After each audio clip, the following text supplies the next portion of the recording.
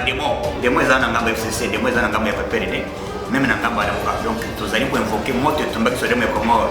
Oyo isikisaki misala ya banguna nyonso. Donc ekita na minute na isika tu bazali ko lokamboka na biso bazotelema le président Fachi Beton fire. Moto akata na zanga etumba misala ya banguna fire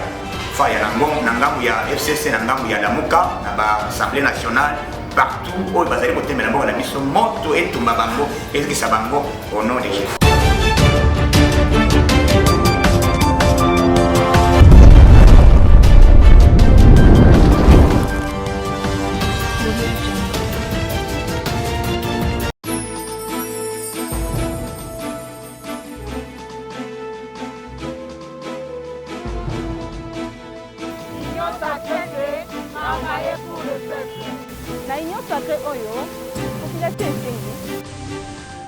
On a vu que Batailleur ndenge tozali awa il faut dans le changement ya solo mama materi biso na union sacré koto na boyoka ya malongo ezate ezaka na ba parti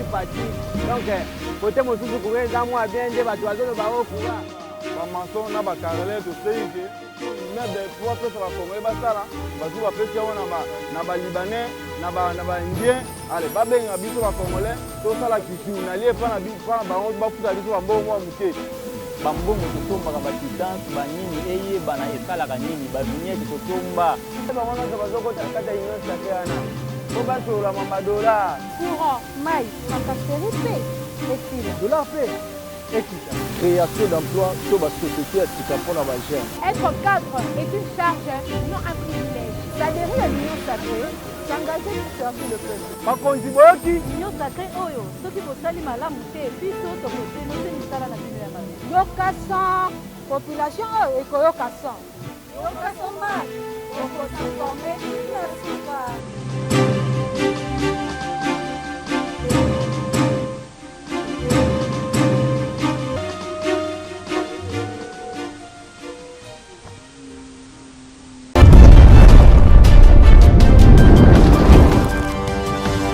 Kinshasa Mbote Brazzaville, merci pour la confiance et fidélité botira te couper ça na magazine d'actualité ya mukolo bandito tombeli bino banso bolandi bolam.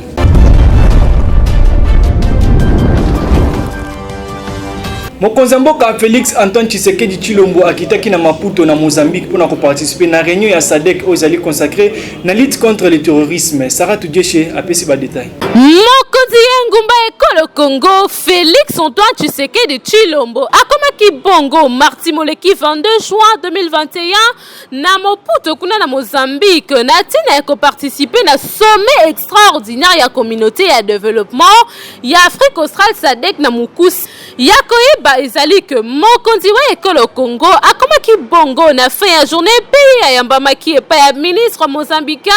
ya affaires étrangères na collègue na ye ya tourisme boyeba que sommet ya Maputo ezali consacré na terrorisme o ezosalema na sous-région ndakisa Mozambique République démocratique du Congo. Nango, 16 chefs d'État appelés sous ce gouvernement membre ya SADC bâti bongo mayele pe makanisi moko ba stratégie pour combattre terrorisme na ba difficulté o ezo frappé particulièrement région mozambicaine ya Cabo Delgado, province congolaise ya Nord Kivu pe Ituri. Bosimba que chef de l'État Félix Antoine Tshisekedi Tshilombo a suspendre pour la séjour na ye na Goma pour participer na sommet oyo ekosalema na Mozambique. Yako simba pe a connoté ezali que en cours vision 2050 ya SADC ezali kaka sur base ya 3 piliers locaux là. Intégration ya marché, développement ya infrastructure, pe développement ya capital na niveau social pe humain. Pe humain, mae oyo nyonso ekosalema na kimia, bobetelami pe lisusu bokambi malamu lokola. Yoka Somag boko s'informer tina suka.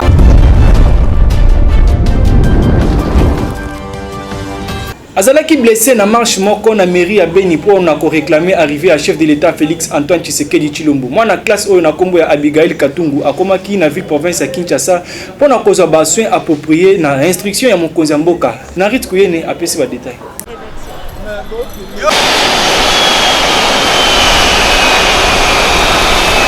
Mokonzi ya mboka Félix Antoine Tshisekedi Tshilombo na cadre séjour de travail na ekunda na Goma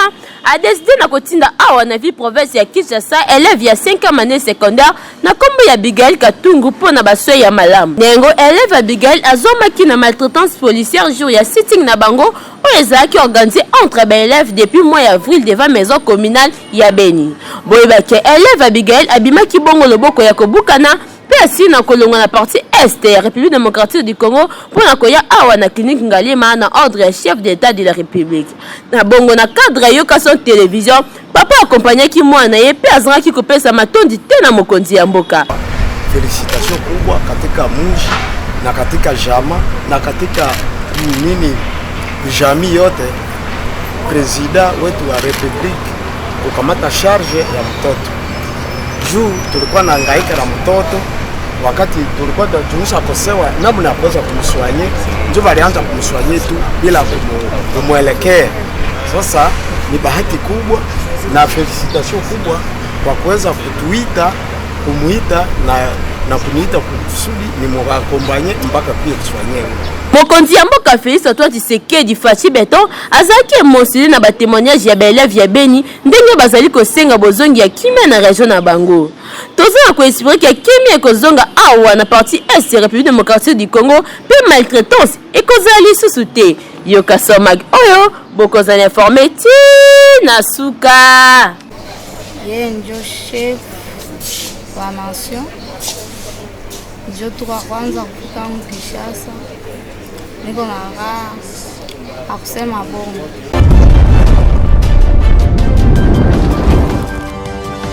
Suite ya polémique na Etali achat à 500 jeeps en faveur des députés nationaux. Na yango bureau ya Assemblée nationale et porté justification na acte oyo Esther Kodiango apesi ba détail. Na likambo tali 500 mituko ya ba député, bureau ya Assemblée nationale et ça qui communiqué moko oyo pesa maki na rapporteur ya Assemblée nationale Joseph Lile Bililebu apesi éclaircissement concernant 500 jeeps oyo sombami pona ba député national. Na yango likambo oyo kotisi somo pe epesi likanisi ya politique pe sociale. Bosimba que bureau ya chambre basse ya parlement est confirmé comment il y a 500 jeeps oyo ba député national. Likambo oyo ba député ba lobby inégalité pe immoral mon côté ezawana. Bosimba ete bureau ya assemblée nationale et pesi 5 points à précision pour na likambo oyo etali mituka ya ba député national.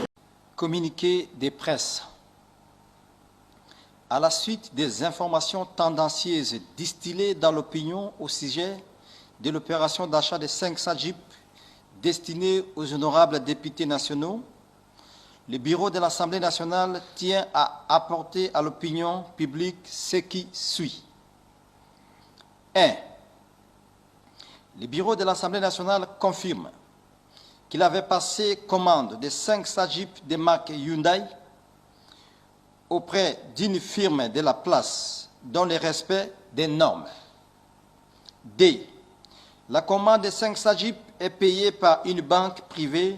sur la base d'un accord entre celle-ci et l'Assemblée nationale. Les jeeps commandés par le bureau, comme à chaque législature, seront accordés à crédit aux honorables députés. Chaque institution a ses traditions et ses pratiques. À l'Assemblée nationale, à chaque législature, il a été décidé que les bureaux acquièrent des véhicules et les distribuent aux députés nationaux. Batu mingi balobeli likambo oyo chef de l'État Félix Antoine Tshisekedi Tshilombo asali pona kopesa ba député ba ji ba samag bokozala informé ti na suka.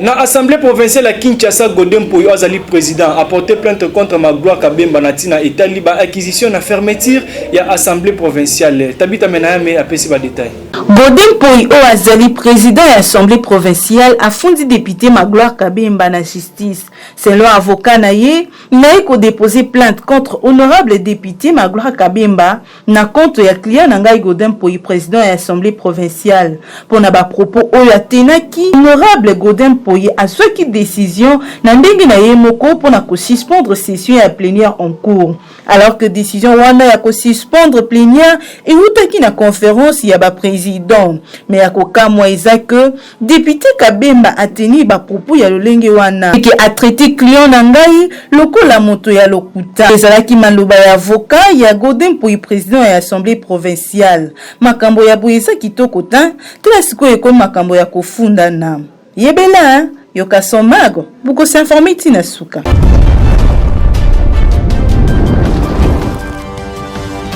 La mesure oyo ba autorité provinciale basée pour na côté de la troisième vague ya Covid-19 ils allaient vraiment créer casse-tête car il y a transport en commun surtout à la ville province à Kinshasa ils allaient constat il y a recette Kakenge Kinshasa qui la belle Tozo kende wapi bokozo ba mesure mais ba mesure ngo ekomisi peuple congolais na difficulté ya makasi ba travailleurs na bana classe pe na ba coopéra ba kosuka wapi pona ba mesure oyo ekomi ya difficulté ya transport oyo ba barrière nyos à partir le bokomona ba to DGK ba kozala wana soki autosi mibe côté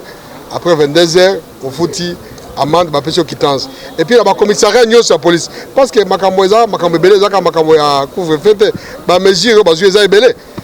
nyos wana kosalema na bwanya na elongo na DGK kozala ba police nyos eza la police ya commissariat eza la ba bataillon eza même pas le soir kozala de façon que mongo eza la canaliser kuna et puis couvre fête ils ont concerné ka bato mitukate ils ont concerné bato nyos ba lobi 21h ba restaurant sur Kangi pour permettre bato bazonga na bandako na bango 22h to moni na makolo to tie maboko pe bato ba oteka na balabala barter bato ba oteka balabala gouverneur alobi soki to kangio ofuta pe amande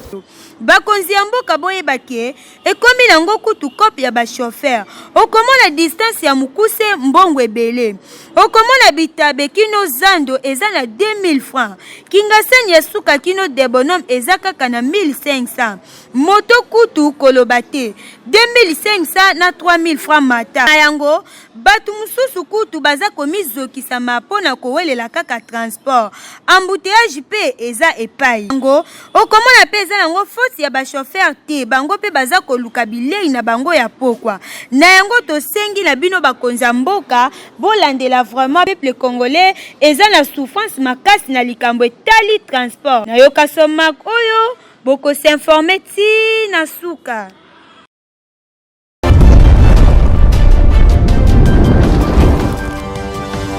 Rédaction Yoka Somage mekaki kotuna mutuna na o etali ba relation amoureuse est-ce qu'ils allaient vraiment important ceux qui batumi bali balingani bamela na makila kasi impact nini ou soit inconvénient nini ezalaka na ba geste oyo bolanda ça sacré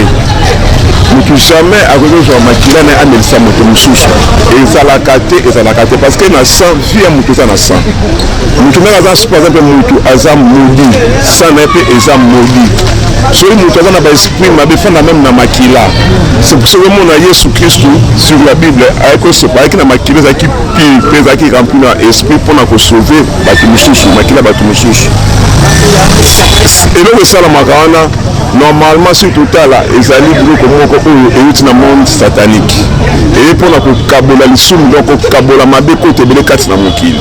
ozomona naopesa conseil na basi to mibali oyo akolo ide wana pas puissant par exemple si moto ana maladi ya sida quand même yo ozwa makila moto okende ngo na laboto osi omeli omwaki ozwa déjà malade eza mpe malade eza na babale mosusu spirituel ekotaka parti ya makila naopesa conseil na bajeune fille na bajeune garçon mais eza na batata mosusu bazosala makambo na mboka na biso mona tata moko aza na modi alivo jeune fille mpo elakisaki mwaki yo oboya nga te tobela na makila aozwa makila kaka kotransmettre makila nti papa na koza aza na moyibi nde tomona bato ebele na se soki te ekomi développe na mboka na biso bachange bastratégie bakomi kopesa bato alemisa parti ya makila ozomona obota makila normal ntango akomeli makila motu bapansele moti okende osimbaka bakisi osala makambo moko ezanga ntina na mokili ya mabe na mokili yebaki sor ezali eza eloko moko mabe esetisanga toa epuis makambo wana elekela ngai impact wana basalaka wana mpona ngai eza buzoba eza vraiment buzoba pourquoi parce que okomona moto mosusu akoimpose eloko moko boye ke non soki olinganga tomela na makila mais ayebi conséquence nango te wewe bao balingi basala na bao basala yango donc en tout cas bao basala yango naza désolé mpona bao balingi basala batika moko na choko ka masalanga moko a choko pa pe la région na Masinae na liwa bamelana pe ba makila mwasi asakufi après 4 jours mobala ya kufa donc eza un peu flou eza buzoba bolingo nini ata ematisi mafuta na niveau nyonso non mwasi akolingo koleka nzambe te mwasi akolingo te jamais koleka mama mabota yo mama journaliste eza kindoki profondément eza kindoki nakozongisa bino moke na bible Genèse chapitre 2 Nzambe alalisaki mobali pongi abimisi panzi asaleli ye mwasi eza déjà alliance eloko wana eza déjà alliance oyo Nzambe asala efo ya kobala mwasi kolala esika moko kosangisa makila eza déjà alliance bon eloko wana oyebisanga eza biblique to eza coutumier eza na libabe mpona kobala même basi eza na basi mosusu bazotelela mpona kozwa libala il faut basala bacérémonie même na église même n'importe où alors soki bato wana bakutani donc il faut basala alliance wana po babalana ezalaki mpenza na difficulté donc tozoloba ngo nazoloba na monde na biso ya bien boyi nakopesa conseil te po moto normal akosala yango te soki bakoti baza bandoki soki bakoti na eloko wana baza bandoki. Le cadre invité du jour, Maître Raoul Anokenge, avocat et président du Sénat, a sali droit de réponse dans l'Italie, dossier à Lupango Lingwala. Azala ki bongo na micro ya Suzy Mwenda Pola. Merci Nabino Nyonso Balandi Ayoka Soma, kaka ndenge to message ko memela bino ba invité du jour ya mokolo lelo. Tozana Maître moko a pona droit de réponse na makambo utiko leka mwa mikolo leki to yambaki ndeko mwasi moko ayaki ko lela pona Lupango papa na bango ndeko na lobi papa na bango somba Lupango na ye depuis 2014 kuna na commune ya Lingwala mais du coup bamoni batu susu babimi bakomiti na leta bakomiti na ba makamba mibeko lupango wana mutasomba ke mwezaki mwana mboka sénateur baatu lukwebo lelo tozana avocat na plateau pour expliquer biso likamba mweza vraiment est-ce que obande ko balobaki eza lukuta to eza solo tozana maître nga mwana loba mingi eza te pona likamba yango mwana mboka zali akomeka expliquer biso na pesa mbote comme ça to profiter to solo ensemble na bino mbote ndeko mbote mwana mboka kombo nani balandi bayeba kombo na ngai Raoul Onokenge Ombaku nazali avocat na baron na biso ya Kinshasa Matete awa lelo na ye pona koloba na kombo ya président Bahati Lukwebo oyo azali président sénateur ya Sénat. Comment na awa elingi koloba ke ozali avocat ya sénateur Bahati Lukwebo boye ndenge olobi. Merci mwana mboka, je crois que koyana a ezali pamba te c'est que bolanda ki na bilili bakambande ko baloba ki je sais que vous êtes vraiment au courant ya makambo nyonso to ninto yeba. Est-ce que likamba lupango est-ce que mutu lokola sénateur Bahati Lukwebo o aza respecté pa ya population akoko ta pena na makambo etali makambo lupango ko welela ka mapango au moins teza pena crédible te pona e yango nde ako toko réagir na ndenge mususu mais na lingi na apporter démenti ya kolakisa ke makambo nyonso elobamaki awa ezali ya lokuta ezali makambo ezali kosalema mpona kosalir réputation ya sénateur Bahati lopango wana sénateur Bahati ayebi mbuyimu kandite lopango wana asombi yango en bonne et due forme tozalaki le 25 février 2013 asombi yango na maboko ya ndeko autaki kotika biso Mukenge Akulai. Acte de vente ezali vente wana esalemi ya bango moko te vente wana esalemi liboso ya notaire tozana acte notarié na babilili nyonso ezali ozomona ba image notaire azali wana sénateur azali na monsieur Mbuyimu Kandi bandeko bakoki komona o ezali acte notarié okoki komona na sima wana ezolakisa bilili ndenge bazwaki sénateur avandi awa Mbuya avandi awa ba notaire bavandi awa tozana 2013 ayebi Mbuyimu Kandi te mutu wana tegelaki Mukenge Akulai azalaki na certificat d'enregistrement na ye déjà na kati ya lopango wana yango nde sénateur tango asombi lopango asalisi certificat na ye d'enregistrement na 2013 et a occupé lopango wana atongi eza na wileri esika mutu nyonso ayebi ke awa eza ndako ya Bahati atonga place wana asali investissement ya munene mais biso tozoka moya koya komuyoka ke ndeko wana aza ko réclamer lopango wana ntango Mukenge Akulai moto ya tekelaki professeur Bahati Lukwebo azalaki na bomoi alandaki afundaki andenga meki na professeur Bahati amekaki pe na Mukenge Akulai afundaki na tribunal de paix ndeko wana Mbuyi Mukandi parce que bango balebisi bazoyeloba te bakondamnaki aza condamné. Mais tant que moi mboka wana ndeko wana ndingo tikoloba amemi ba preuve na nyonso alakisi que l'état topé bazuzi ba PC ordre kokota ko baati sénateur baati que je respecte déjà lokola azali na autorité azana pouvoir na maboko atie la police wana pona ko empêcher ba ndeko wana ba kokota na lupango na bango na lingi na koma na makambo la police wana mais nazola kisana nuke ye Mbuyi Mukandi jugement ya tribunal de paix sous RP 24 581 et condamné qui est na 12 mois de servitude pénale. Ba condamné épée na destruction ya bamikanda nyonso pas azana lo côté. Azana titre mon côté azaka kana acte de vente moko boya lobby asomba et pas mutu wana pa tekela ya pesa épée document mon côté. Yango ba condamné ka na pénal. Sikoyo eko koma ndenge nini? Tango Mukenge akulai, muto ya tekela ki professeur Bahati Lukwebo akufi. Monsieur Mbuyi akei sikoyo na cour d'appel ake kozwa arrêt na cour d'appel bandeko pona azwa arrêt wana donc alobi que Mukenge akulai na Bahati Lukwebo nyonso baza ko occuper mapango wana bazalaka lisusu na ba adresse te arrêt oye azalaki na yango yo eza koloba ke actuellement à domicile inconnu donc batu nyonso bafundi wana balobi ke baza na domicile inconnu omoni ndenge arrêt azui arrêt de manière frauduleuse. Donc tango Mukenge azalaki na bomoi ayebi ke ba condamné ya moni ke Mukenge akufi ake koloba na cour d'appel alobi ke batu wana bazalaka lisusu te donc Bahati Lukwebo ndenge azalaka boye adresse na ye emonanaka lisusu te azalaka lisusu te omoni dans quel contexte azwaki arrêt wana bo biso toye koyeba ngo ndenge nini tango Bahati Lukwebo aye kozwa sommation aux occupants alamuki na tango boye amona baye ko déposer sommation que arrêt moko ezalaka ndeko Mbuyi azwaki elongola batu na place wana mais Bahati Lukwebo aza muto ya tosaka mibeko. Merci mwana mboka soki po biso tozoki mapena sima ya ngonga télévision za kangonga soki to lobi boye olongwe na nutoki avocat ya mwana mboka Bahati Lukwebo to tio lokola kaka muto ayebi mibeko na muto asombe loko epa moyibi mwete muto na epe ko accuser directement za moyibi te toza na état de droit oui muto alobaka ke oza moyibi ezali jugement. Or, jugement est condamné déjà Mbuyi Mukandi na 12 mois de servitude pénale. Et puis, biso toza bato toto saka mibeko. Arrêt et outiko. Professeur Bahati Lukwebo a outiko zwa arrêt. Arrêt yangoyo. Arrêt nde epekisi ke basa la déguerpissement. To benga yango ba mesure provisoire. C'est-à-dire que tango aye komona makambo yo ya wana ke ya fraudulé wana baza ko sala pona balongola ye. Azui ake kosala tierce opposition na cour d'appel pe asengi suspension et exécution arrêt ebimaki ba ordonner suspension et exécution et puis koloba makambo ya ba militaire ezali pasi mingi bandeko wana tango baye mama basali biloko moko okondima te baye oui nazo suka place wana baye ko signifier aye ko signifier huissier aye ko signifier document na ye le 19 mai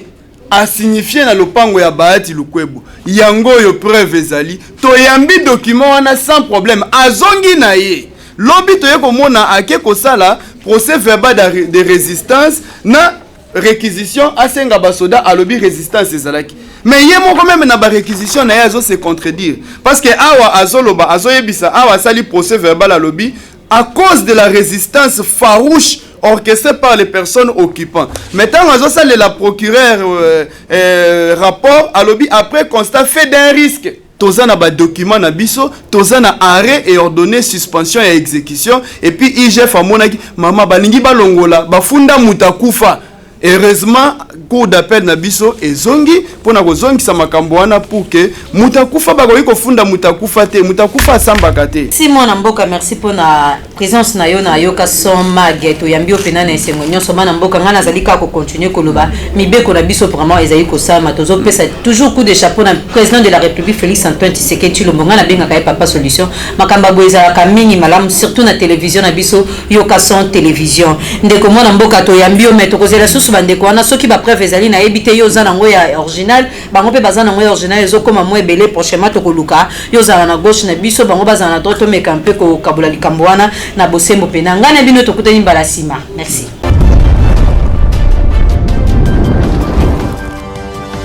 Na cadre ya rubrique na biso bien-être tomisa na kotalisa bino utilité ya bafruit to pe biloko mususu kasi mukolo bo découvrir o rédaction ya yoka soma ke bombeli biso. Na rubrique na biso ya bien-être tolobelaka bino tongo iso likambo etali santé to pe fruit. Elo to memeli bino fruit na kombo ya pain de singe o biso nyonso toyebi na kombo ya baoba. Boyeba ke bota makana ba pe africain nyonso pe zalaka après koleka ba fruit mususu pe gardaka taille na yango. Pain de singe eza riche, si fort riche que vitamine C ya orange, de fort riche que calcium ya milik, si fort riche que vitamine ya pe lisusu ezo sunga pona bokolongono ya mobali eza lisusu pe produit pharmaceutique baoba to pe pain de singe eza na banenge nango ya kolela 1 heure avant to pe 4 heures après kolia bosimba ete elia makape pendant déjeuner lutu moko to pe mibale par jour et surtout kolia 15 to pe 20 minutes avant kolia fruit to pe aliment misusu to mesana kolia pain de singe to pe baoba esungaka pona bokolongono ya santé po ezala malamu yoka somak bokozala informé ti na suka.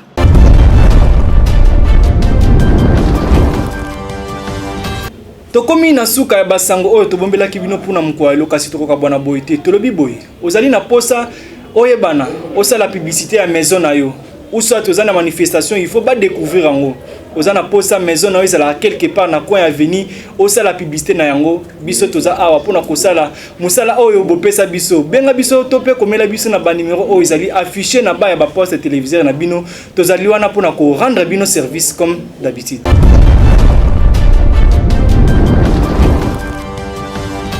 Awa nde totie mokolo to na édition mkwalo soki bosepe na kopesa un grand merci na équipe technique pe rédactionnelle oyo basali bino musala kitoko na sima caméra tozaki na Suzy Mwinda na risque na zaki na rédaction Arnaud Dembuya abetaki montage dada lolonge olongo bani na bosanité le PDG Delphin Katende Tumba Jean Blaise Chitenge héritier Lukonge du Pro na pesi un grand merci na président Sampaio Balobi président ya UDPS Tshisekedi na Chine ngamoko oni ilunga nazaki wana pour que édition et le kamalamu édition mkwalo na dédiango na membre ya famille nanga Tete Chipamba Patient Mbouyi Onokalala Patricia Modoke Patrick Ilunga Boleki ebele so na continuer awa bamsuba osidika tokotani à la prochaine occasion ce qui koloye sa zongité au revoir.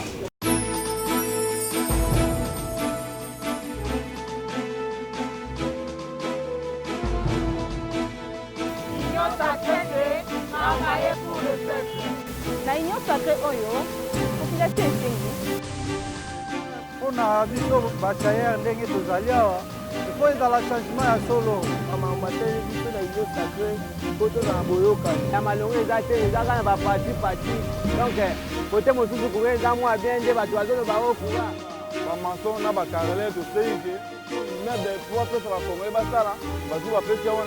na balibanais na baindien ale babenga biso bakongole tosala kitu nalie mpana bango bafuta biso bambongo mwa moke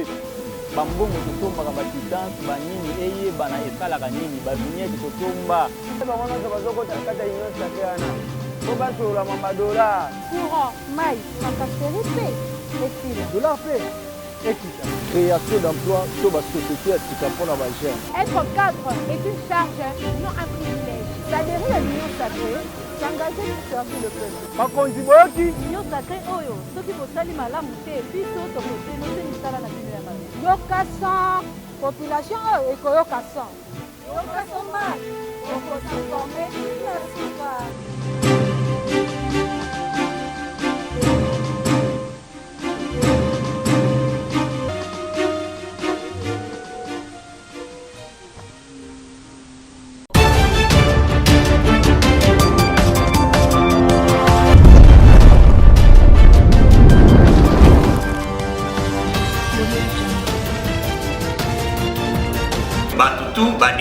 Demo eza na ngambo ya FCC, demo eza na ngambo ya PPRD, même na ngambo ya Lamuka. Donc tozali ko invoquer moto etumbaki so demo Komoro. Oyo isikisaki misala ya banguna nyonso. Donc ekita na minute na isika tu bazali ko lokamboka na biso bazotelema le président Fachi Beton fire. Moto akata na zanga etumba misala ya banguna fire. Fire na ngambo ya FCC na ngambo ya Lamuka na ba Assemblée nationale partout oyo bazali ko temela mboka na biso moto etumba bango ezikisa bango au nom de Jésus.